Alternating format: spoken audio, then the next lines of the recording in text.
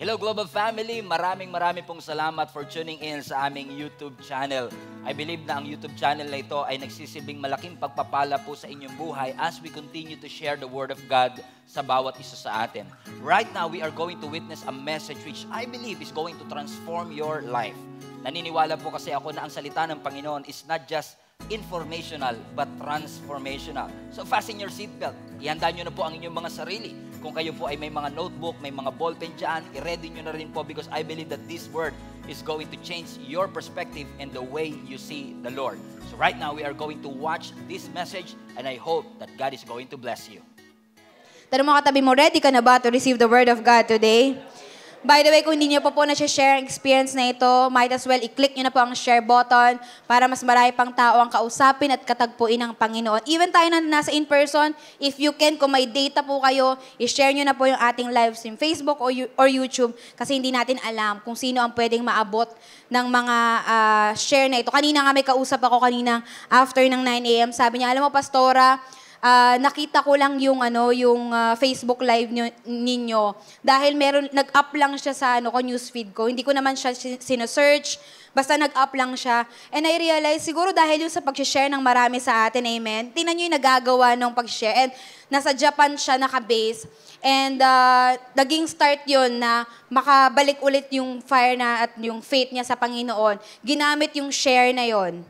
Isang click ng share para mabago ang buhay niya. Amen? And ngayon nandito siya sa Pilipinas. Ilang araw lang daw siya dito. Pero talagang nag-take siya ng time to come here kasi gusto niya talagang makita yung church na talagang ginamit ng Panginoon para siya ay tulungan na maibalik ang kanyang pananampalataya. So, i-share niyo na po ang experience na ito. Amen? Let's dive into the Word of God. Genesis 50 verse 20. You intended to harm me, but God intended it all for good. He brought me to this position so I could save the lives of many people.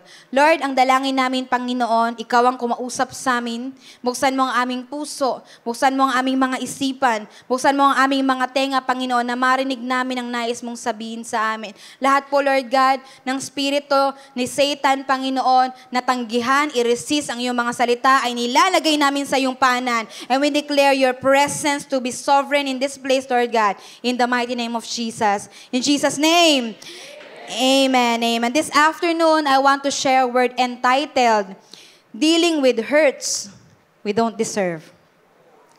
Dealing with hurts we don't deserve. Sabi mo nga sa katabi mo yan, dealing with hurts we don't deserve. Ilagay niyo po yan sa chat, dealing with hurts we don't deserve. Alam niyo po, mahirap magpatawad. Amen?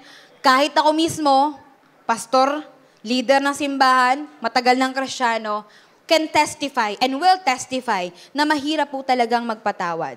At madalas, kaya tayo nahihirapan magpatawad ay dahil alam natin na hindi natin deserve yung pain at sakit ng damdamin na dinulot ng iba sa atin. Madali naman tanggapin kung ginawan tayo ng masama, kung masama rin yung ginawa natin. But most of the time, kaya mahirap tanggapin. Kaya mahirap patawarin dahil alam natin hindi natin deserve na masaktan. Hindi natin deserve yung ginawa nila sa atin. Hindi natin deserve na tayo ay pagnakawan. Hindi natin deserve na tayo ay lokohin. Hindi natin deserve na tayo ay iwan. Amen? Sa totoo lang ang mga taong nakakaramdam ng matinding kasakitan, kaya sila nasasaktan ng todo, kasi sa totoo lang, naging kind naman sila Naging patas naman sila. And yet, yung ibang tao, sinamantala yun at ginawan sila ng masama. Alam niyo po, ang hurts that we don't deserve oftentimes give birth to an unforgiving spirit. Kapag daw yung hurt, ang thinking natin, I don't deserve it, pag tingin natin, hindi ko yun deserve, most of the time or oftentimes, nanganganak po yan ng spirito ng unforgiveness. Amen? And to tell you honestly, ang forgiveness is one of the topic na iniiwasan ko talaga i-preach. Actually, this is the first time na magpipreach po ako sa simbahan na ito. Since I became a minister of this church, this is the first time na magpipreach ako about forgiveness. Kasi iniiwasan ko talaga yan. Ayoko talagang pag-usapan kasi for me, ang forgiveness, big deal yan Ayoko kasing mag-preach nang hindi ko kayang pangatawanan. Amen. Kaya talagang hangga't maaari iniiwasan ko 'yan kasi Lord, baka mami hindi ko mapangatawanan yung mga sinasabi ko. Amen. And to tell you honestly, tinuruan ako ng Panginoon that as long as you live, you really can't avoid hurts. Hangga't nabubuhay ka sa mundong ito, you can't live a life free of hurts. Sino po dito yung nasaktan na? Taas ang kamay. Uy, wala masyado. Sige, ito yung tanong. Sino dito yung nakasakit na ng ibang tao? Yan. Diyan tayo mas marami, Kasi, habang nasa mundong ito tayo, hindi natin maiiwasan na masaktan at masakit ng damdamin ng ibang tao. Amen? We are living in a fallen world. Tayo ay nabubuhay sa mundo na talagang imperfect ang lahat ng nandito. Lahat ng tao sa mundong ito ay imperfect. So kung pinagsama-sama yung mga imperfect people na yon, what would you expect? Lahat tayo makakagawa ng pagkakamali. Walang perpekto sa atin. Amen? At maraming bagay ang pwedeng makasakit ng ating damdamin. And I want to be honest, since global family naman tayo dito, I want to be honest. A few weeks ago, naka-experience po ako ng matinding pain at matinding hurt by a person na close sa akin. Alam niyo, minsan hindi ka naman masasaktan pag hindi malapit sa'yo eh. Kaya ka lang naman nasasaktan kasi close sa'yo. Amen? So, a few weeks ago, nakaranas ako ng matinding hurt mula sa taong inaasahan ko na hindi ako sasaktan. Amen? Huwag po kayo mag-alala, okay po kami ng asawa ko, hindi po ito yung asawa ko. At yung hurt na yon, naglagay siya ng wall sa puso ko. Na simula nung naramdaman ko yung hurt na yon, yung pain na yon, yung sakit na yon na ginawa nila sa akin, yung pinag-usapan nila ako, ginawa nila ako ng masama, chinismis nila ako and all, that pain caused me, nagkaroon ng block sa aking puso, nagkaroon ng wall sa aking puso that hinders me to experience joy. Amen? And the Lord taught me na kaya gusto ng Panginoon na matutunan natin ang forgiveness kasi ayaw ng Panginoon na mawalan ka ng pagkakataon na ma-experience ang tunay na kaligayahan. Because when you are offended, kapag tayo ay hindi nagpapatawad, we cannot be happy. We cannot experience joy. Yung time na yon, isang gabi, umuwi ako sa bahay namin. Hindi ko maintindihan yung nararamdaman ko. Iyak lang ako ng iyak. Umiiyak ako sa asawa ko. Nagtataka naman siya, ano ba nangyari? Ano ba nangyari sa'yo? Bakit ka ba iyak ng iyak? Alam niyo yung iyak na wala, yung parang lahat na ng uhog lumabas sa'yo. Ganong iyak. Yun yung iyak ko talaga that time. Iyak ako ng iyak.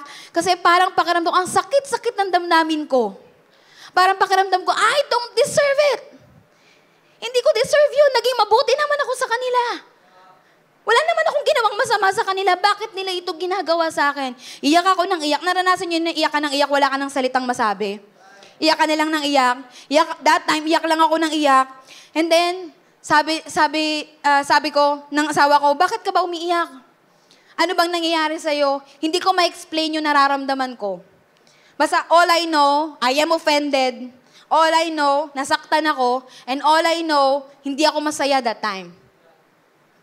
I'm so sad. And then, tinanong ko si Gab, sabi ko, masama ba akong tao?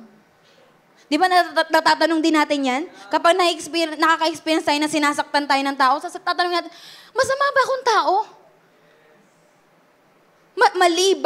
Mali ba na lakaran ko ang pagtawag ng Panginoon sa akin? Nagtatanong ko sa kanya, masama ba ako? Bakit nila ako ginaganon? Bakit ako nakakaramdam ng ganito?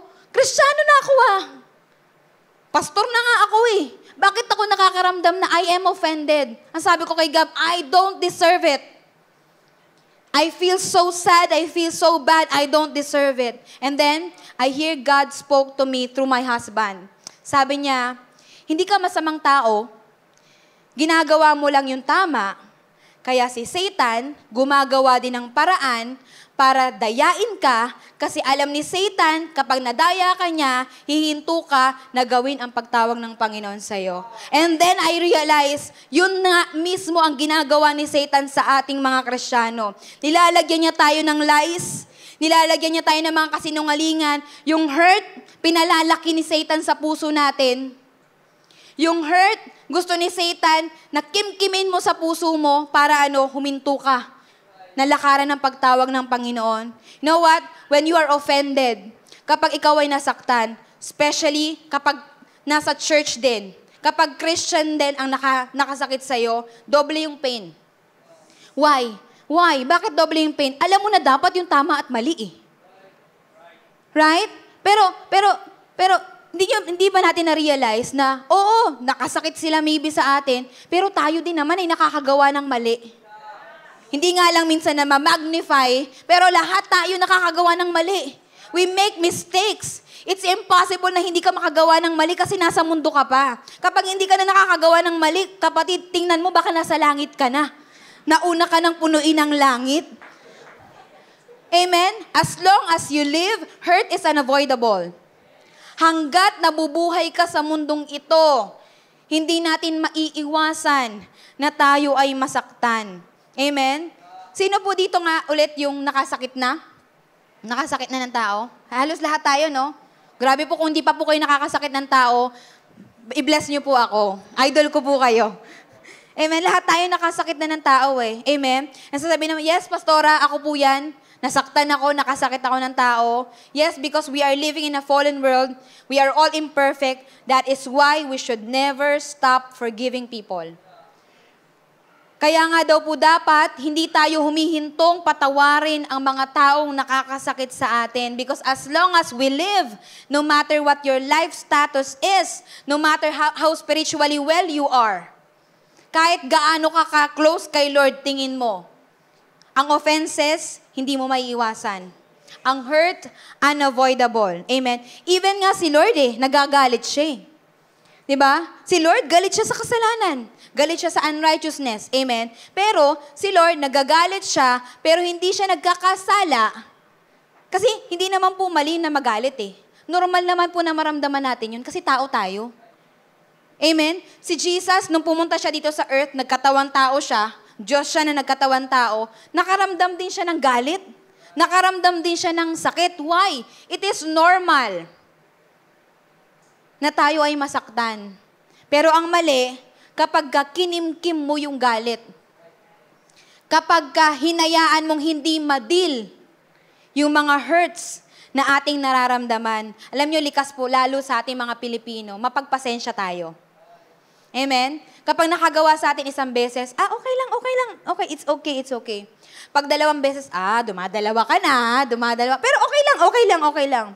Kapag pumangatlo, parang 3rd time is a charm ka na, talagang sinasagad mo na ako Pero sige, okay pa din. Pero kapag paulit-ulit na, araw-araw na lang na sinasaktan ka, hindi na natuto, hindi na nagbago. Di ba, doon nagsisimulang mag-pile up yung ating hurts sa ating mga kapatid. Amen? Now, kung everyday tayo ay nasasaktan, tayo ay pwedeng masaktan, tayo ay pwedeng makasakit, hindi natin ito maiiwasan. Ang pwede lang natin gawin, i-deal ito. I-manage ito. Kasi alam niyo po, ang galit, kapag kahinayaan mo sa puso mo at hindi mo yan dinil, okay lang ako. Time will come, sasabog ka. Kaya sasabihin mo na, grabe ka naman, galit na galit ka naman. Pero ang totoo nung kasi na-pile up na yung galit niya Nagpatong-patong na yung galit niya Amen?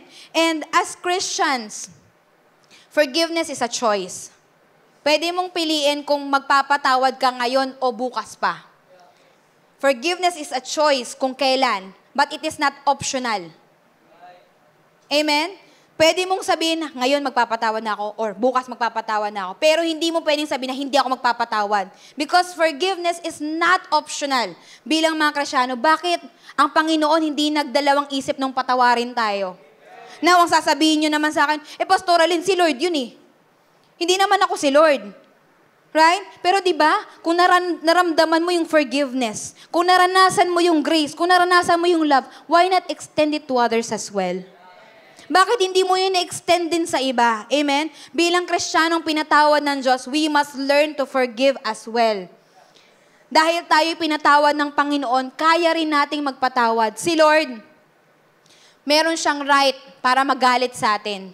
Meron siyang right para hindi tayo patawarin sa lahat ng kasalanan ginagawa natin sa mundong ito. At gagawin pa natin.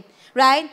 Pero pinili ng Panginoon magpatawad. Bakit nanaig yung pag-ibig sa puso ng Panginoon? Amen? Kapatid, kapag ayaw nating magpatawad, I know mahirap, pero kapag ayaw nating magpatawad, mas pinagnanaig natin yung galit kaysa sa pag-ibig sa ating mga puso. At ayaw ng Diyos yun, kapatid. When we do that, we are robbing ourselves of the opportunity to experience true joy. Kapag hindi po tayo nagpapatawad, ninanakawan mo yung sarili mo ng chance na ma-experience ang tunay na kaligayahan. Alam ko pong mahirap magpatawad. Hindi ko alam ang extent ng ginawa sa inyo ng ibang tao. Hindi nyo rin alam ang extent ng ginawa sa akin ng ibang tao. Pero ang challenge ng Panginoon sa atin ngayon, huwag mong kimkimin. Huwag mong ilagay lang sa puso mo. Deal with it. Solusyonan mo. Kasi alam nyo po, ang prolonged anger, yung matagal ka ng galit, it's not okay. And prolonged anger is not good for you. Sabi mo nga sa katabi mo yan, prolonged anger is not good for you. Why? Kapag ka kasi lagi kang galit, kapag ka yung galit kinikimkim mo lang hindi mo dinidil, time will come na sasabog ka at makakagawa ka ng mistake at makakagawa ka ng maling desisyon sa buhay mo. That's why it's not good for you. It's not good for you na matagal ka ng galit. It's okay to get angry. Okay lang magalit. Pero yung matagal ka ng galit, yun ang hindi maganda para sa'yo, kapatid. Yung palagi ka nalang galit, yun yung hindi maganda sa'yo, kapatid. Alam nyo kasi, kapag lagi kang galit, hindi ka masaya. Ulitin ko ulit. Kapag lagi kang galit, hindi ka masaya. Why?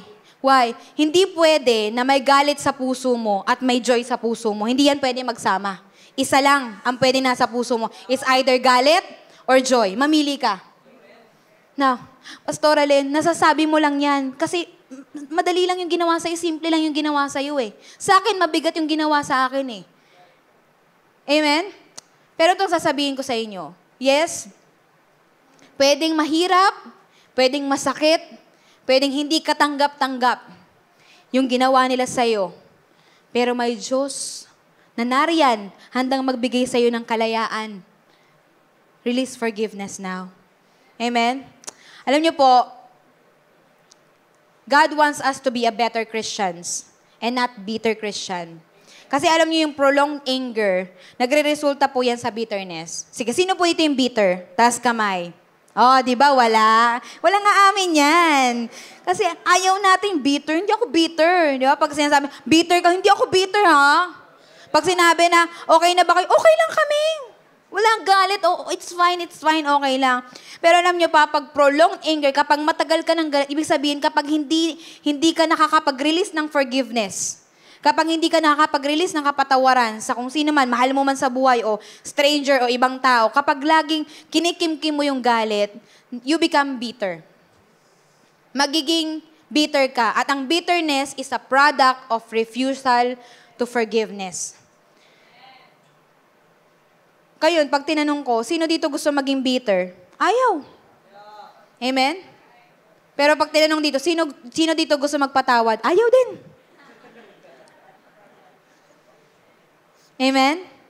But God is telling us right now, God wants you to be a better Christian, not bitter Christian, kapatid. You cannot be a Christian and bitter. Hindi pwede yun. Hindi pwedeng galit ka tapos may joy ka din. Hindi yun pwede. It's either galit ka or may joy ka. You choose. Amen? Alam nyo, kaya ayaw ng Diyos na tayo ay maging bitter kasi ang bitterness will result to distracted testimony. Kapag bitter ka, it will distract, it will crush.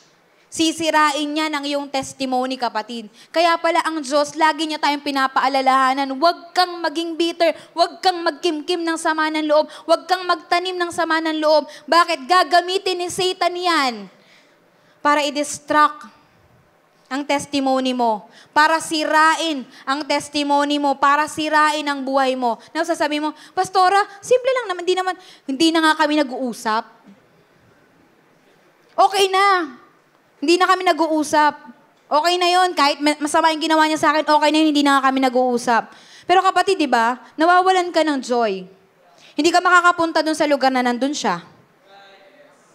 Oo nga, sinasabi mga okay ka na, pero lumiliit yung mundo mo eh.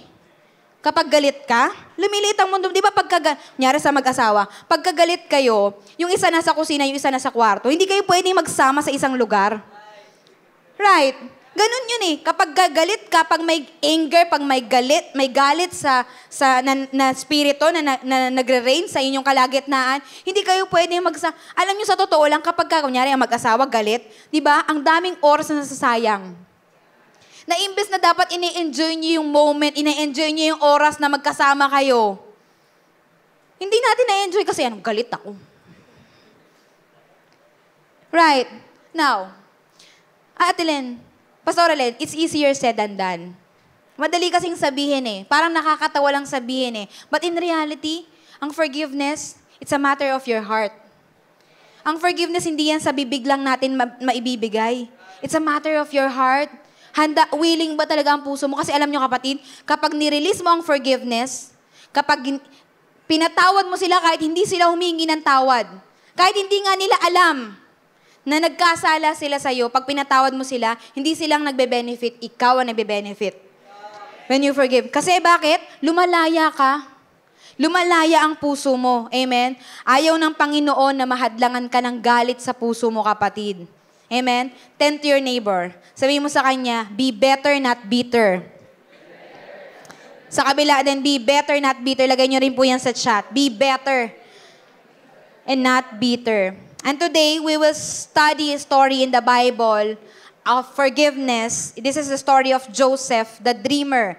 Ang iba po sa inyo, alam yung story niya, yung iba hindi po, but here's the story. By the way, you can find this story in the book of Genesis. So, hindi po natin pwedeng basahin dahil ilang chapters ng Book of Genesis ang nilaan para sa story ni Joseph kasi medyo mahaba po ang story niya. So kung babasahin po natin, baka tomorrow na po tayo matapos. Ewan ko, okay lang po ba sa inyo yun? Bukas na tayo matapos? Siyempre hindi, kasi bakasyon pa bukas.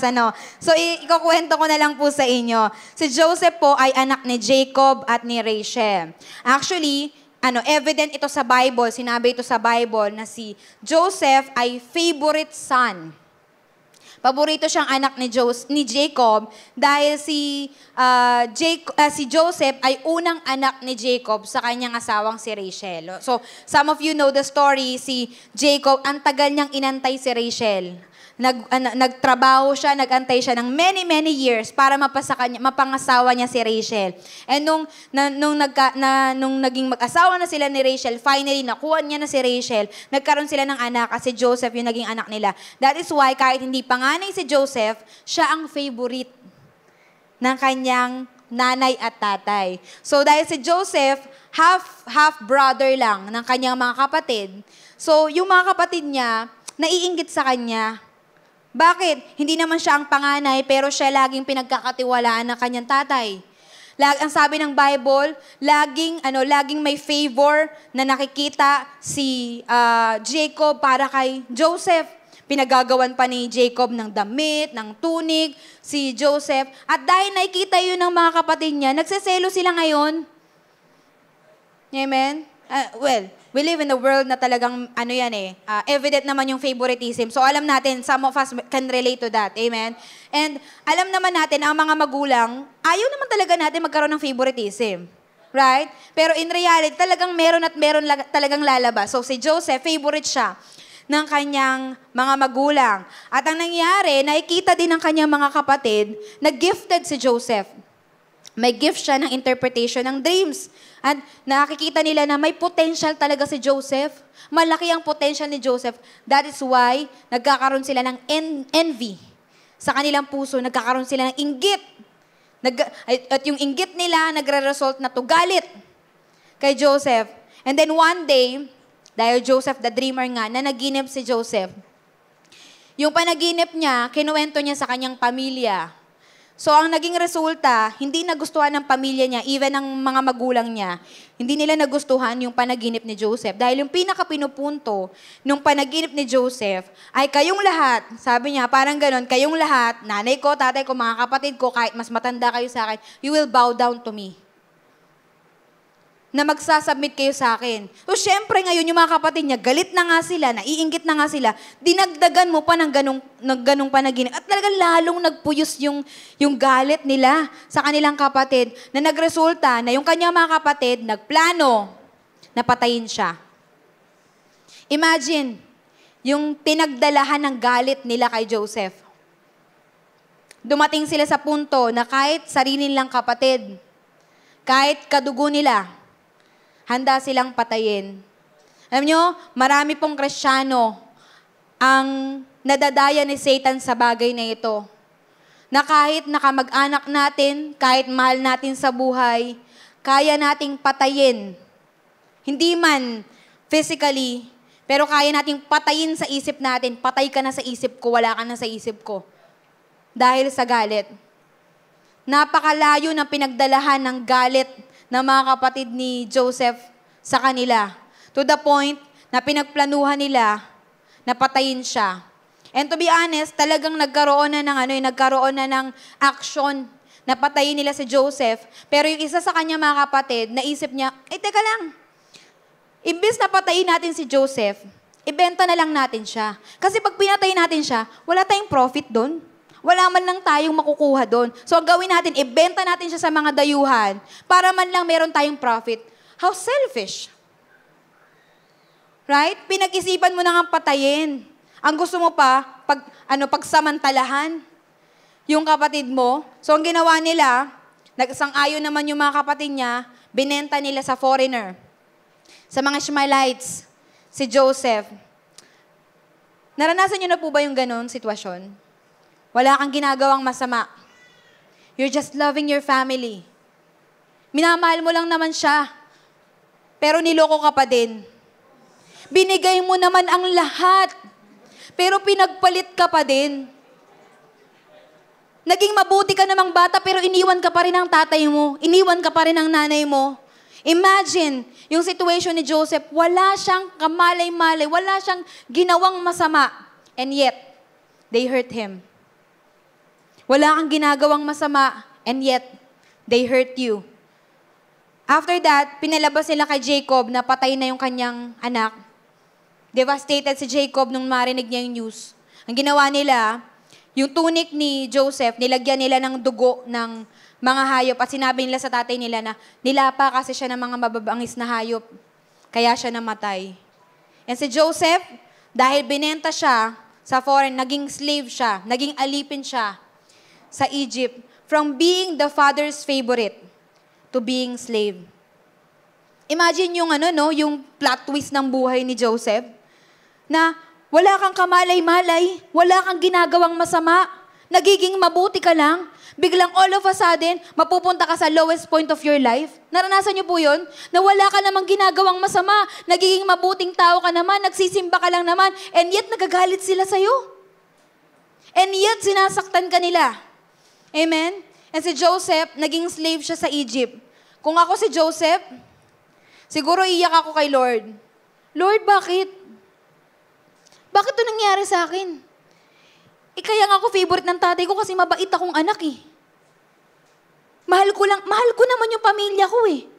Sinabi ko lang naman yung dreams ko. Ginagawa ko lang naman yung kung ano yung inimpress mo sa akin, sinabi ko lang naman sa kanila. Hindi ko naman yung sinabi sa kanila para magyabang sa kanila.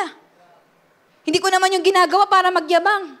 Naranasan nyo na yon? In-invite nyo sa church, tapos sinabihan kang yabang mo pa-church ka. Kala mo ikaw na yung holy. Right? Right? Ang sakit, di ba? You're just doing your job. You're just doing what God wants you to do. And yet, paggagawan ka nila ng masama. So what happened next?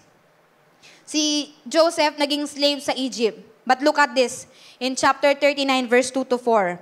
The Lord was with Joseph.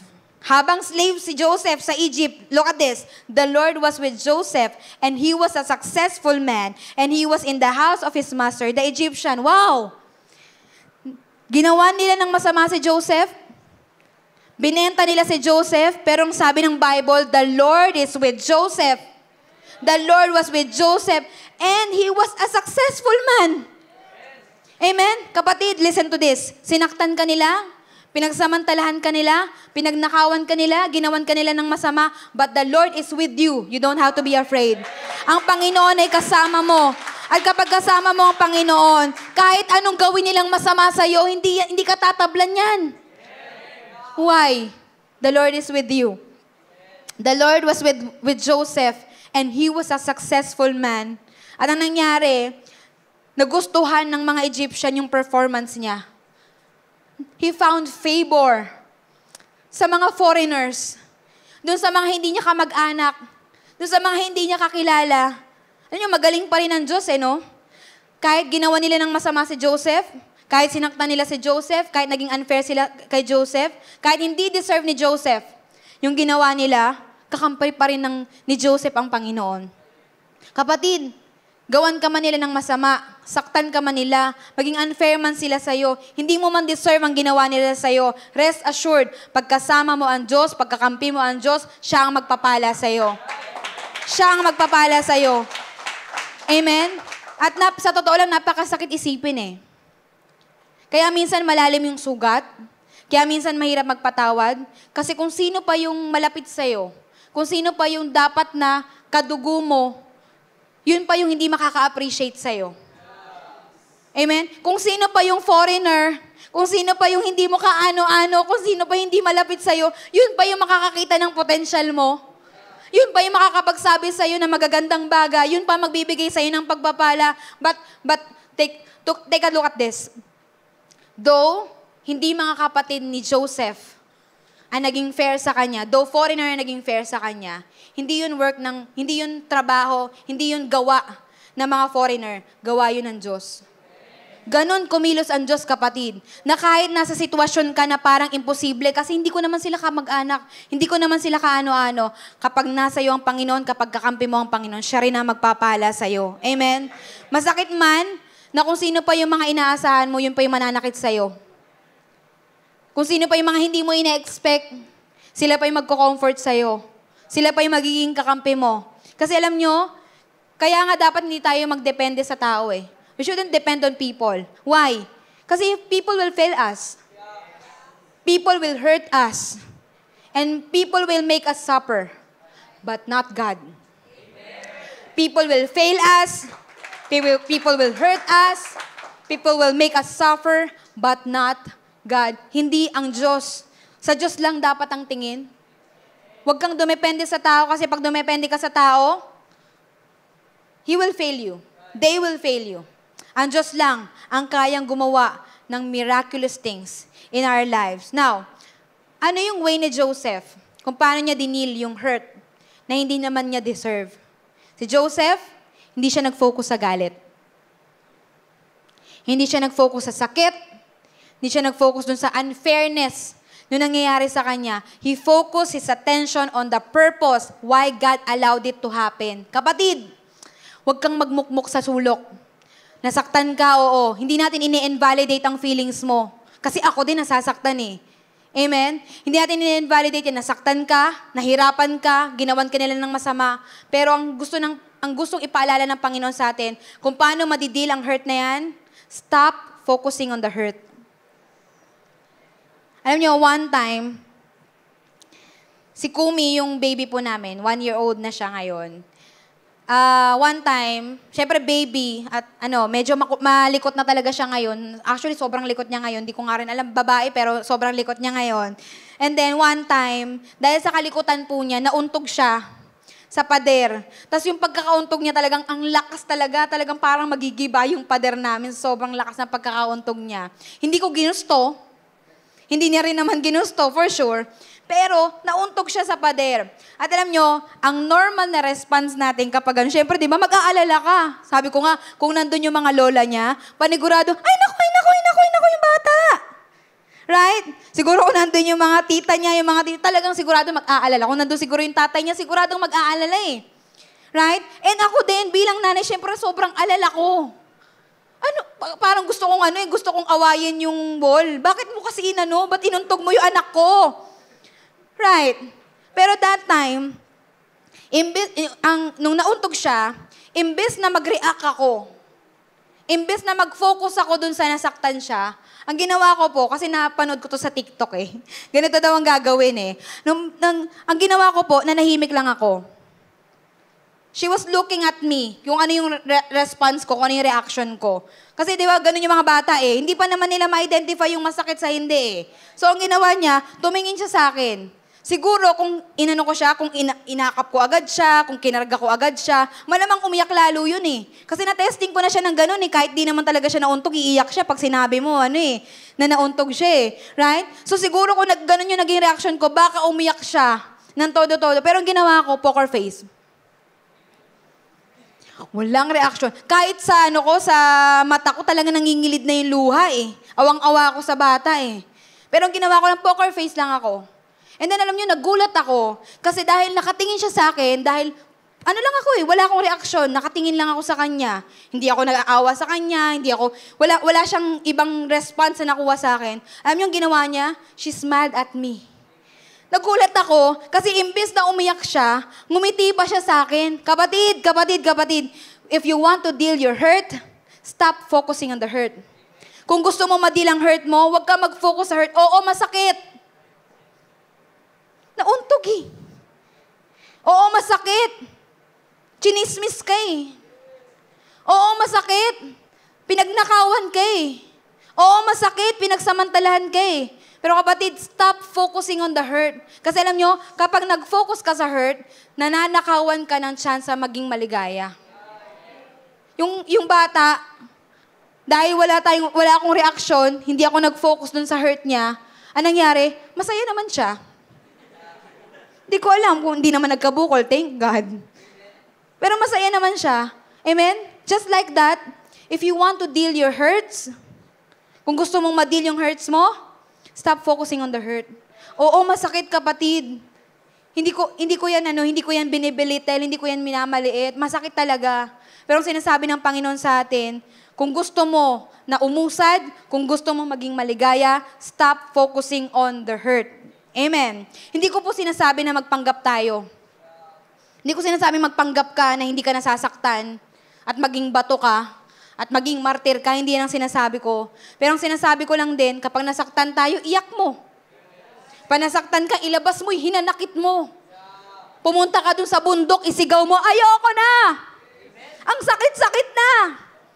Right? Iiyak mo, ilabas mo. Pero huwag kang mag-dwell doon. Amen? Kasi tayo, kapag tayo na-offend, most of us, ang ginagawa natin, kapag may ginawang mali sa ating ibang tao, we tend to live a life always seeks for revenge. Ang gagawin natin, hahanap tayo, magfo-focus tayo kung paano tayo makakaganti. How to get even. Paano ko makakaganti? Paano ko mapapakita sa kanya na eto nga pala yung sinayang mo. Mag-glow up ako. Di ba? Mag-glow up ka para ipakita sa kaaway mo na ito yung sinayang niya. Hindi ka ba mag-glow up dahil para sa sarili mo? Imagine that. Amen? And most of us, ganun ang ginagawa natin. Nako, ipaparamdam ko sa kanila ang ganti ng isang api. Amen? Now, ang sinasabi ng Panginoon sa atin malinaw, huwag kang gumante.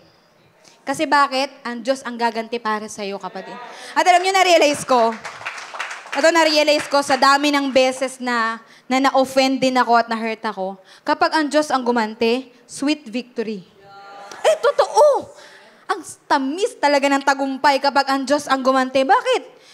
Hindi sa sarili mong pamamaraan, kundi sa pamamaraan ng Panginoon. Now, I'm not saying na, sige, aantayin ko na lang na karmahin ka, aantayin ko na lang na maghiganti ang Diyos sa'yo. Hindi yun. Stop focusing on the hurt. Kasi alam nyo, pag nag-stop ka na mag-focus sa hurt, hindi mo na yun may isip eh. Yung buhay mo, hindi na nakatuon doon. Nakatuon na kung paano mo mapapabuti ang sarili mo. Amen. At yun ang gustong gawin ng Panginoon sa atin. Na ang focus natin, paano ko mapapalapit lalo sa Panginoon. Hindi kung paano ko makakaganti sa kaaway ko. Amen? O kung paano ako makakaganti dyan sa mga chumichismis sa akin dyan sa kapitbahay namin. Ipapakita ko sa kanila, yayaman din ako. Ito nga pala yung mga inaalipusta nila. Amen? Minsan, we're too focused on that. Amen? Na nakakalimutan natin mag-focus, ano yung plano ng Panginoon, ano yung purpose ng Panginoon, kung bakit Kanya nilagay sa sitwasyon na yan. Amen? Now, hindi mo deserve maging miserable ang buhay mo. Hindi mo deserve maging miserable habang buhay. You don't deserve to be offended, actually. And, you don't deserve to stay offended, kapatid. Hindi mo deserve na manatili kang galit. Hindi mo deserve na manatili kang offended. Amen? Pastor, hindi mo naiintindihan. Masamang tao sila. Hindi mo naiintindihan. Grabe ang pamilya na yan. Grabe ang ginawa nila sa pamilya namin. O maybe hindi ko nga naiintindihan. Pero ang Diyos naiintindihan niya at nalalaman ng Panginoon. Amen? So kung itong sinasabi ng Panginoon sa atin, bakit hindi natin subukang sundin ang sinasabi ng Panginoon? And let's see kung anong gagawin ng Panginoon sa ating mga buhay. Amen? I'm not belittling kung ano yung nararamdaman mo, yung feelings mo. Pero as Christians, forgiveness is not optional. Forgiveness is a choice, but it is not optional. Bakit? We forgive as Christ forgives. Amen. After that, sabi ng Bible, dahil natagpuan ni Joseph yung favor sa Panginoon, ang nangyari, nagustuhan, sabi ng Bible, matipunong lalaki, makisig na lalaki si Joseph. So, anong nangyari? Yung asawa ni Potiphar, yung asawa ng chief of guards, nagkagusto ngayon kay Joseph. At dahil gustong-gusto niya si Joseph, kaso si Joseph, ayoko sa'yo. Ha? Hindi ikaw yung binigay ni Lord para sa akin. Ha? So dahil ayaw niya, ganyan dapat tayo sa temptation, ayoko sa'yo. Amen? So ang ginawa ni Joseph, tinatanggihan niya. He flee away doon sa asawa ni Potiphar. Pero nakahanap ng butas yung asawa ni Potiphar at pinalabas niya. Pinagbintangan niya si Joseph na pinaggawan siya at pinagtangkaan siya na gawa ng masama ni Joseph. Kaya napakulong si Joseph. Imagine yung nangyayari kay Joseph, ano? Hurt after hurt after hurt. Parang hindi na natatapos, ano? Yung hurt. Pastor Alen, kaya mahirap magpatawad? Kasi paulit-ulit eh. Kakapatawad ko lang ngayon, ayan na naman, mambababae na naman eh. Kakapatawad ko lang ngayon, ayan na naman, ginagawan niya na naman ako ng masama. Kakapatawad ko lang, kakapray ko lang ng forgiveness na, Lord, pinapatawad ko lang sila. Ayan na naman, meron na naman silang ipopost sa Facebook pa tungkol sa akin. Aawain na naman nila ako. Amen? And si Joseph, the same thing na pinagdadaanan natin. Worst pa nga yung pinagdadaanan niya kasi hindi na natatapos yung hurt. Amen? You know, I realize, hindi mauubos ang paraan ng mundong ito para saktan ka. Hindi mauubos. Maraming paraan ang mundong ito para saktan ka. Lahat ng tao posibleng saktan ka. Kahit gaano kayo ka-close ngayon, kahit gaano kayo ka-okay ngayon, time will come, possibly. May posibilidad na masaktan nyo ang isa't isa. Amen? Pwedeng isipin ni Joseph, dahil to sa mga kapatid ko eh. Kumbaga sisihin niya yung mga kapatid niya, totoo naman eh, kung di naman siya binenta ng mga kapatid niya, hindi naman mangyayari yun sa kanya eh. Kung di naman galit yung mga kapatid niya sa kanya, hindi naman yun mangyayari sa kanya eh. Valid? Right, valid. Amen? Pero hindi niya yung ginawa. Instead na magmukmuk siya sa sulok, instead na manisi siya ng iba, instead na iponder niya yung hurt sa puso niya, anong ginawa niya? Nag-press on siya. Sige lang. Life must go on. Now, sabi niyo, Pastor Alen, si Joseph yan, hindi naman ako si Joseph. Hindi ko kayang ginagawa niya. Pero ang challenge ng Panginoon sa atin ngayon, kung kayang gawin ni Joseph sa pamamagitan ng lakas na nagmumula sa Panginoon, kaya mo rin gawin kapatid. Anong sabi ng Panginoon, 'di ba sa word niya? The Lord was with Joseph. Dahil si Lord nasa puso ni Joseph, kaya niyang gawin na magpatawad. Kayang hindi mag-focus sa mga hurt kasi si Lord ang nasa puso niya. Kapatid, kung ang Diyos nasa puso natin, kaya din nating magpatawad. At kaya din natin humingi ng tawad. Minsan, hindi lang naman yung magpatawad eh. Mahirap din sa atin humingi ng tawad. Right? Bakit? Kasi, kaya ako lang naman ginawa yun kasi sinaktan din niya ako. Right? Yeah. I understand. Iba-iba tayo ng sitwasyon. Iba-iba ng gravity ng sitwasyon. Pero ang sinasabi ng Panginoon sa atin ngayon, kaya mo. Kaya mong magpatawad. Bakit? Nasa sayo ako. I am with you. And you can forgive. Amen? Verse 21. Sabi na ulit, di ba? Nakulong si si Joseph. Sabi ulit sa verse 21. But the Lord was with Joseph and showed him mercy, and he gave him favor in the sight of the keeper of the prison. Wow! Hindi man, biruin mo, nakulong siya dahil sa hindi naman niya kasalanan. Pinagbintangan lang naman siya. Naranasan niyo na po ba na mapagbintangan kayo, may magalit sa inyo na hindi niyo naman ginawa? Di ba masakit? Masakit nun eh. Pag hindi mo naman ginawa, tapos binibintang sa'yo, yan ang isa sa pinakaayaw kong ginagawa sa akin. Yung, hindi ko naman ginawa, tapos binibintang mo sa akin. Pero si Joseph, ang sabi ng salita ng Panginoon, the Lord was with Joseph. Kahit nasa kulungan si Joseph, the Lord was with him. Anong sabi doon? Nagkaroon siya ng favor doon sa mga jail guards. At alam niyo ba, sabi ng Bible, siya yung pinagkakatiwalaan na magbantay doon sa mga kapwa niya preso. Grabe ang galing ni Lord, ano? Kapag talaga ang Lord ang nagpala sa atin, mamamangha ka eh. Mamamangha ka. Mamamangha din yung mga kaaway mo eh. Kapag pinagpala ka ng Panginoon. Bakit? Kasi amazing yun, nakulong ka. May kasalanan. Actually nga, yung kasalanan niya, ano yun eh, sa head ng chief of guards. Right? So pwede talaga nilang pag-initan si Joseph sa loob ng kulungan. Right? Pero hindi yun ang nangyari kasi hindi iaalaw ng Panginoon na malugmok ka, kapatid. Gagawa at gagawa ng paraan ng Panginoon para tulungan ka. At para ipakita sa mga tao that He is with you. Na siya ay kasama mo. Amen. Si Joseph, hindi siya nagtanim ng galit. At ang pinaka-nakakatuwa doon, nasa kulungan siya. Nakakulong siya, pero malaya yung puso niya. Nakakulong si Joseph, pero malaya yung puso niya. Marami sa atin, malaya, pero nakakulong ang puso. Nakakulong ng Nakakulong ng galit, nakakulong ng pride, nakakulong ng bitterness. We are walking, kala mo malaya ka, all is well with your life, pero in reality, ang puso mo ay nakakulong.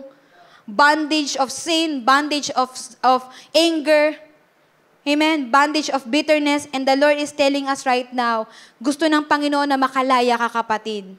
God wants to give you freedom. At alam nyo, kapag nagpatawad ka, may freedom. Hindi ka magiging totoong malaya hanggat hindi ka nagpapatawad, kapatid. Ang thinking natin, kapag tayo nagpatawad, makakalaya sila. Maabsuelto sila sa kasalanang ginawa nila sa atin. But in reality, hindi ganun eh. Kapag nagpatawad ka, hindi sila ang nagbe-benefit nun. Hindi sila naaabsuelto sa kanilang kasalanan. Mali pa rin yung ginawa nila. Pagbabayaran nila yung ginawa nila sa'yo.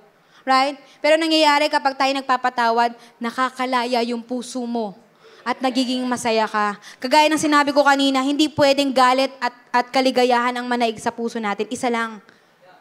If you want freedom, if you want joy, if you want peace, let's start forgiving our brethren. Let's start forgiving others. Amen?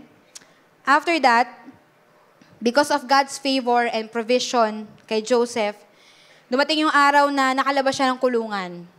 Dahil sa gift niya, dahil nakakapag-interpret siya ng dreams, so yung isang katiwala ng hari nagsabi sa King of Egypt na meron po akong kakilala na nakakapag-interpret ng dreams. Dahil na naginip din ng hari, hindi niya rin maintindihan kung ano yung panaginip niya, nakalabas si Joseph sa kulungan. Yung gift na binigay ng Panginoon, kapag ka pinagamit mo sa kanya, yun din na magdadala sa'yo sa places na hindi ka kayang dalin ng hurt mo, kapatid. Amen? Ang nangyari na naginip yung hari. So, yung interpretation ng dreams ng hari was magkakaroon ng magkakaroon ng matinding kasaganahan, bountiful harvest. And then after that, magkakaroon ng severe famine. So dahil nalaman nila yun yung interpretation ng dreams ng hari. So ang ginawa nila ng Egypt, nag-imbak sila habang bountiful ang harvest, nag-imbak sila ng mga pagkain, nag-imbak sila ng mga pananim, nag-imbak sila ng lahat ng harvest na pwede nilang ma-imbak. And then nung dumating na yung severe famine, nung dumating na yung matinding pagtagutom, lahat ng bansa, lahat ng mga bayan ay nagugutom except Egypt. Ginamit ng Panginoon yung pinagdaanan ni Joseph para dalhin siya doon para maligtas ang maraming tao. Kapatid, they intended it for harm. Inadya nila na masaktan ka, inadya nila na mapasama ka, but God intended it all for good. para gamitin ka niya para iligtas sa nakararami. Maybe, kaya mo pinagdaanan yan to be a testimony. To testify na kayang magpalaya ng Panginoon. Na kayang magpagaling ng Panginoon. Na kayang kumilos ng Panginoon. Amen? Ayun yun, nung dumating yung severe famine, yung kanyang mga kapatid, no choice. Dahil wala na silang pagkain, anong nangyari? Egypt lang ang may pagkain. Hindi naman nila alam na buhay pa si Joseph eh. Hindi din naman nila inakala na si Joseph ay magiging katiwala ng hari. Hindi nila inakala yun. So, nagkaroon ng severe famine. Anong nangyari? Pumunta sila sa Egypt to ask for food. Humingi sila ng pagkain kila Joseph. Alam nyo, nag-reunion sila. Nagkita-kita sila muling magkakapatid eh. Siguro kung ako si Joseph, sasabihin ko, this is the time. Ito na ang oras ng paghihigante. Lumalapit kayo sa akin ngayon, matapos lahat ng ginawa niyo sa akin. Siguro kung ako si Joseph, ganun ang gagawin ko eh. Pero alam nyo, ang ginawa ni Joseph, binigyan niya ng pagkain. Hindi niya pinagdamutan ng kanyang mga kapatid at hindi lang pagkain ang binigay niya. Binigyan niya ng forgiveness. In-extend niya yung forgiveness sa kanyang mga kapatid. This is a picture of God's grace, mga kapatid. Hindi deserve ng mga kapatid niya. Nagawan pa rin sila ng mabuti ni Joseph. After all na pinagdaanan niya because of them. Right? Pero si Joseph hindi siya nakafocus sa hurt. He didn't stay offended. Kaya nangyari, naging mabuti siyang tao. Alam niyo kasi minsan, dahil sa galit, nakakalimutan natin maging mabuting tao. Kapag puno tayo ng galit, nakakalimutan natin maging mabuting tao. Kasi sa totoo lang, mabuting tao ka naman eh. Hindi ka naman masamang tao. Pero dahil minsan, puno ng galit ang ating puso, that's the time na nakakagawa tayo ng hindi maganda. And God is talking to us right now, saying to us, kung ginawa ng Panginoon kay Joseph, kaya rin ang gawin ng Panginoon yun sa'yo. Kung inangat ng Panginoon si Joseph, despite of all the hurts, despite of all the pain, the suffering sa pinagdaanan niya, kaya din gawin ng Panginoon sa'yo yun. Amen? He got offended. Si Joseph, he got offended. But he didn't stay offended. Amen? If you want to deal that hurts, that you are experiencing, that you don't deserve, do not stay offended. Huwag kang manatiling offended, kapatid. Extend forgiveness. Kahit pa hindi nila yun hinihingi. Kahit pa hindi nila yun deserve. Kasi tayo, di ba, bago tayo magpatawad, kailangan muna mag-apologize. Hanggat hindi siya nagsusorry sa akin, pastora, hindi ko siya papatawarin. Kailangan mag-sorry muna siya. Right? Pero nyo, ang tinuturo sa atin ng Panginoon ngayon, kahit hindi pa siya humingi ng kapatawaran, extend forgiveness. Bakit? Si Lord, hindi naman niya inantay na humingi tayo ng tawad bago niya tayo patawarin eh. Kasi kung aantayin ng Panginoon yun, baka abutan na lang tayo ng pagdating muli ng Panginoon, hindi pa tayo napapatawad ng Diyos eh. Right? Pero ginawa ng Panginoon, kahit pa nga hindi mo alam eh. Kahit pa nga hindi ka humingi ng tawad, kahit pa nga hindi ka pa nga nagsisisi sa kasalanan mo. 2,000 years ago, napako si Kristo sa krus ng Kalbaryo para pagbayaran ng iyong mga kasalanan, patawarin ka sa iyong mga kasalanan, pagalingin ka sa iyong mga kasakitan. What a lovely God! Amen? Now, ang Diyos grabe magmahal. Ang Diyos grabe magbigay ng forgiveness. Who are we? Who are we? Para ipagdamot ang kapatawaran. Dahil ba hindi nila deserve? Dahil ba hindi mo deserve? Kapatid, paalala lang I say this respectfully. Hindi mo rin naman deserve yung kapatawaran ng Diyos eh. Hindi mo rin deserve na mahalin ka ng Panginoon. Hindi lang namin alam, pero marami kang kasalanan, di ba? Hindi nyo lang alam, pero marami akong kasalanan, di ba? And yet, pinatawad tayo ng Panginoon. Bakit? Hindi dahil sa basihan natin na kailangan mag-apologize o hindi dahil sa basihan natin na mabuti at masama, kundi dahil mabuti ang Diyos eh. Dahil mapagmahal ang Diyos, likas sa Kanya maging mapagpatawad dahil mabuti ang Panginoon. Kung tayo pinatawad ng Panginoon, matutunan din nating patawarin ang ating mga kapatid. I will end with this. Yes, we don't deserve that pain, that offenses.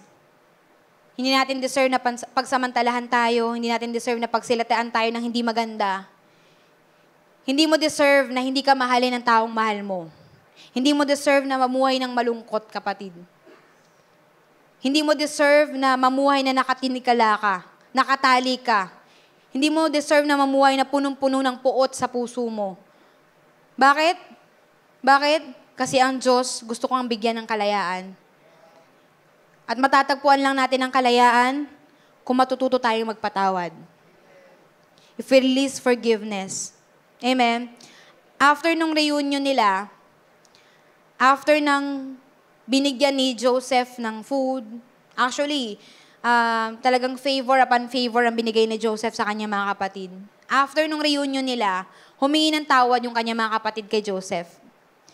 Kasi Joseph, sabi sa Bible, walang sinabi sa Bible na nagdalawang isip pa siya bago patawarin yung mga kapatid niya. Kung ako yun, baka nagdalawang isip akong patawarin sila. Right? Sa dami ng ginawa niyo, buti na lang hindi ako si Joseph talaga eh. Buti na lang si Joseph yung nasa Bible eh. Amen? Hindi siya nagdalawang isip na patawarin sila. Pero alam nyo, nung pinatawad ni Joseph yung kanyang mga kapatid, sabi ko talaga kay Lord nung binabasa ko yun, Lord, bakit si Joseph ang bilis magpatawad? Bakit parang ang dali sa kanya magpatawad?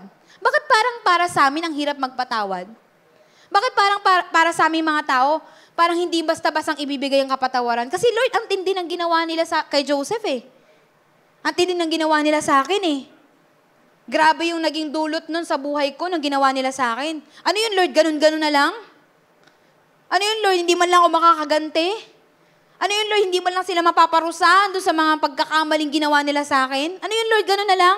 And the Lord taught me na kaya madali kay Joseph na bigyan ng kapatawaran yung kanyang mga kapatid kasi hindi niya naman tinanim sa puso niya.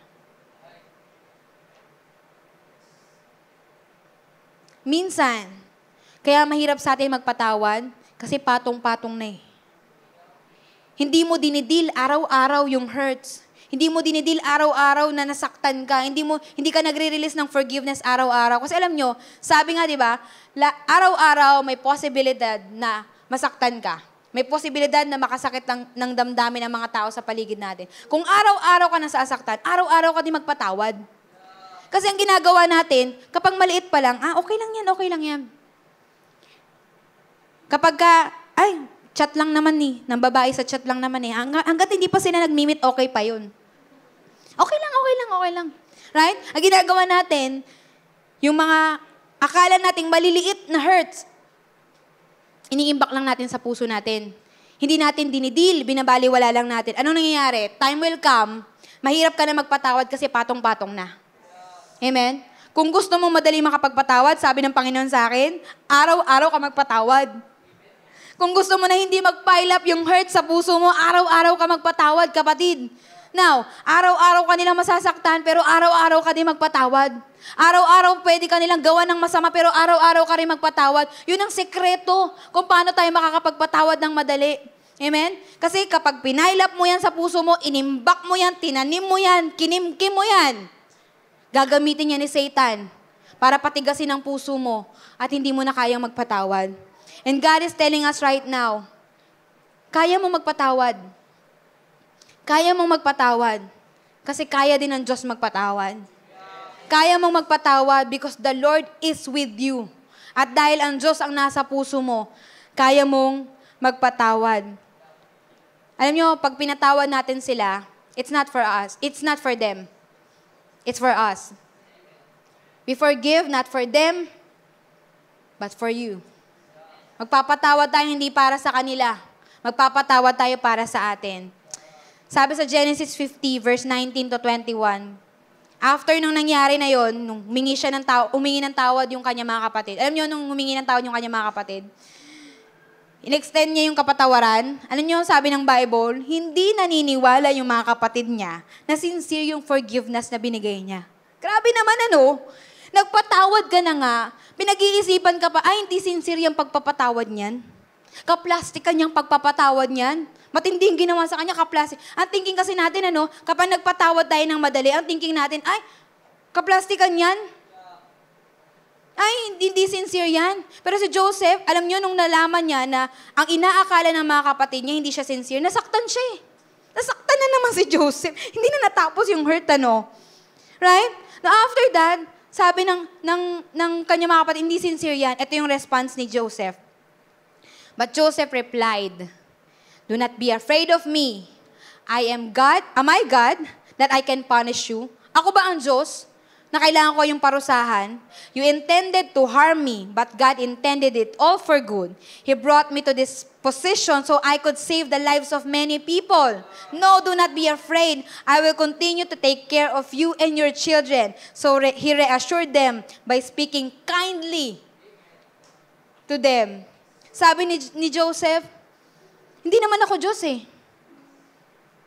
Hindi ko kayo parurusahan. Hindi ko kayo gagantihan. You intended it for harm for me. Inadya nyo na masaktan ako, hadlangan ako, but God intended it all for good. Because what? So I could save the lives of many people. Kapatid, your testimony of forgiveness ay pwedeng maging encouragement sa maraming tao para maligtas ang kanilang buhay. When you forgive, you reflect Jesus. When you forgive, magugulat yung mga tao, bakit ang dali sa kanya magpatawad? After all ang ginawa sa kanya, kaya niya pa rin makipag-usap sa mga taong yan? Kaya niya pa rin makasama yung mga tao na yan? Kahit na ginanon siya, kahit pinagsamantalahan siya, kaya niya pa rin ngumiti. Alam niyo ba, nakita ng mga tao yun, hindi tayo yung mag-glorify. Ang mag-glorify yung Diyos na nasa atin. That's why, ang sinasabi ng Panginoon sa atin ngayon, forgive. Not because it's easy, but because God wants you to do it. Let us forgive one another. Si Lord, may karapatan siyang hindi tayo patawarin. May karapatan siya na hindi tayo patawarin. Pero anong sabi ng salita ng Panginoon? He never keep records of our sins. Hindi siya nagbibilang. Hindi siya nagtatanim ng galit sa atin. Hindi niya binibilang ang ating mga kasalanan. Sabi nga sa Bible, if we confess our sins, He is faithful and just to forgive us. Kung i-confess lang daw natin ating mga kasalanan, patatawarin tayo ng Panginoon. Eh, hindi sinabi daw na kapag nag-confess ka at hindi mo na inulit, patatawarin ka ng Panginoon. Hindi eh. Right? Ang sabi lang ng Panginoon, if you confess your sin, I am faithful and just to forgive you. Kapatid, kung ang Panginoon madaling magpatawad, kaya din natin. Bakit? Ang Diyos may unconditional love sa puso niya. Na kahit hindi ka karapat-dapat sa pag-ibig, minahal ka niya. Maybe, hindi karapat-dapat sa kapatawaran yung taong yan na nakasakit sa'yo. Maybe, masyadong masakit, masyadong malalim yung sugat na nakos nila sa'yo. But God is telling us right now, kung pinatawad kita, anak, magpatawad ka din. Amen? Stop focusing on the hurt. Do not stay offended. And start forgiving now. It's not easy to forgive. It's not easy. Hindi mo deserve kung anong ginawa nila sa'yo. Hindi mo deserve yung nakos ng ginawa nila sa'yo. Yung pain, yung suffering na pinagdaanan mo because of that, hindi mo yung deserve. Hindi mo deserve na madaya ka. Hindi mo deserve na mapagsamantalahan ka. Pero kapatid, deserve mo ng freedom. Freedom from bondage of sin, freedom from bondage of anger and guilt and bitterness. Let's receive forgiveness from God and let us extend the same forgiveness to others. Lord, marami pong salamat. Hindi po madaling magpatawad, Panginoon. There are a lot of reasons, Lord God, kung bakit ayaw naming magpatawad at hindi madaling magpatawad sa amin. Pero alam namin, Panginoon, marami rin pong rason para sumunod kami sa iyo, Panginoon, na patawarin ang aming mga kapwa na nagkasala sa amin. Panginoon, opo, nasaktan kami. Opo, ginawa nila kami ng hindi maganda. Opo, Panginoon, gumawa sila ng bagay na hindi namin deserve. Sinaktan nila kami, Panginoon. Pinagsamantalahan nila kami, Panginoon. Pero alam namin, Lord God, na nakikita mo ang lahat ng ito. Hindi ito lingid sa iyong kalaman, Panginoon. Kaya alam namin, O Diyos, na ikaw din ang kikilo sa aming mga buhay. Lord, mahirap man, Panginoon, but we are deciding right now to release forgiveness, Panginoon, sa mga taong nakasakit sa amin, Panginoon. Lord, hindi po namin to gagawin para sa kanila. Gagawin po namin to para sa iyo, Panginoon, at para sa aming mga sarili. Lord, kung kami man, Panginoon, ay nagtanim ng galit, nagtanim ng puot, Panginoon, ng bitterness sa aming mga kapwa, Panginoon, sa aming mga kapamilya, aming mga kamag-anak, aming mga mahal sa buhay. Even aming mga ka-churchmates, Panginoon, patawarin mo kami, O Diyos. At hayaan mo, Lord God, na marilis namin yung forgiveness, Panginoon, sapagkat kami ay pinatawad mo rin. Maraming salamat, Lord. Sa iyo po namin ibinibigay ang pinakamataas na papuri at pagsamba sa pangalan ni Jesus. Amen, amen, amen. Praise the Lord. Palapakan natin ang Panginoon. Hello Global Family, you made it this far. Once again, marami pong salamat for tuning in and I pray na yung salita pong ating napakinggan ay makapagbigay po ng conviction at malalim na revelation sa inyong puso upang mai-apply po natin sa ating buhay so that transformation will happen in our life. If this ministry have been a blessing into your life, I want to encourage you to share this video to some people that you know na maaaring nangangailangan din katulad mo ng mensaheng ito. In fact, I want to take it a little bit further, mga kapatid, and invite you to partner with us. If this video, if this ministry have been a blessing to you, I know in the future, it will be a blessing to somebody else as well. That's why if you want to partner with us financially, para maipagpatuloy po natin ang ginagawa ng Panginoon through Gia Kamanava, inihikayat ko po kayo to partner with us. Pumunta lang po kayo sa aming website, gia7b.com/give. At lahat po ng mga ways that you can support, ways that you could give para po sa ministering ito ay makikita po ninyo doon. You can give through GCash, debit card, credit card, bank remittances, at maging mga bank transfer. So, ano pang inaantay ninyo? Support the ministry mga kapatid para mas marami pa tayong maabot at mapuno po talaga natin ang langit. In fact, I want to take this opportunity as well. If you have been watching the video for quite some time, wala po kayong church na kinakabilangan and you want to deepen your relationship with the Lord, I want to encourage you to join our link-up groups. Ginagawa po namin yan in person or online. If this is impossible para po sa inyo na makapunta dito sa amin physically or in person, we have an online link-up group na ginagawa po namin sa iba't ibang dako ng mundo. If you want to be part of the link-up groups, ito po ay small groups na aming ginagawa kung saan ang bawat isa sa atin ay nagpapalakasan para ihatid tayo sa spiritual growth. Kung nais po ninyong makasama rito, all you have to do is go to our website, gia7b.com/linkup. Ilagay nyo lang po kung saang location kayo naroroon. And I'm sure na meron po mga link-up groups na nababagay po at suwak po sa time zone ninyo kung nasaan man po kayo naroroon. Once again, marami pong salamat for reaching this far at naabot nyo po ang part ng video na ito. And I hope sa mga susunod pang video, mapagpala pa tayo ng lubos ng ating Panginoon. Keep spreading the word of God. Punuin natin ang langit and let us fight for our family.